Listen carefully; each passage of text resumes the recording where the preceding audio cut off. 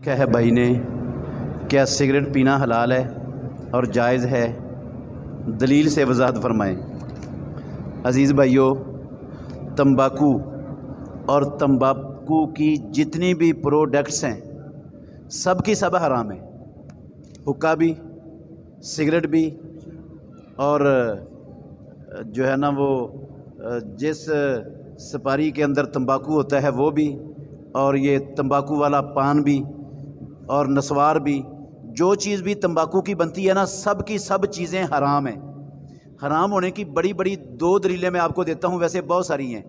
پہلی دلیل یہ ہے کہ ساری دنیا کے ڈاکٹر، عقل مند ڈاکٹر نہیں، عقل مند ڈاکٹر بھی اور عقل مند بھی اس بات پر متفق ہیں کہ تمباکو کا استعمال گندی اور خبیث چیز ہے۔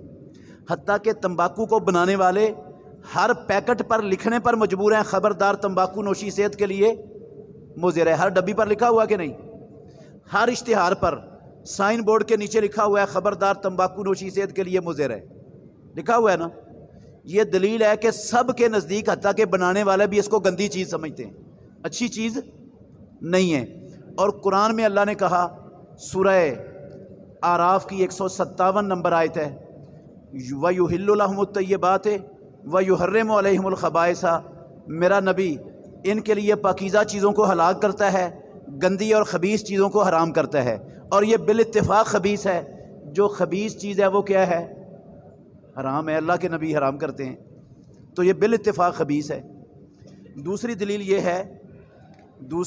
یہ ہے کہ مسلمان مرد پر مسجد میں آنا فرض ہے، اور پیارے پیغمبر نے فرمایا جو بندہ کچا تھوم اور پیاز کھا لے وہ ہماری مسجد کے قریب بھی نہ آئے، کیونکہ کچے تھوم اور پیاز کی بدبو سے فرشتوں کو تکلیف ہوتی ہے۔ آپ سے پوچھا گیا یہ لہسن اور کچا پیاز یہ حرام ہے؟ آپ نے فرمایا حرام نہیں ہے، حرام بدبو کی وجہ سے آپ نے فرمایا مسجد کے قریب بھی نہ آئے۔ ہاں اگر کھانا ہے تو اس کی بدبو ختم کر کے کھا لو، پیارے پیغمبر نے کہا ہے۔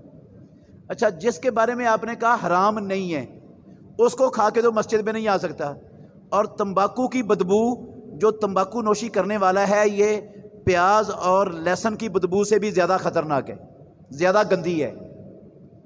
تو جب پیاز کی بدبو سے تکلیف ہوتی ہے فرشتوں کو تو تمباکو کی بو سے ہوگی کہ نہیں ہوگی؟ ہاں، تو کیسے حلال ہوگا اس کے لیے مسجد میں آنا؟ اور جو چیز مسجد میں آنے سے روک دے وہ حلال کیسے ہو جائے گی؟ مسجد میں آنا تو فرض ہے مسلمان پر۔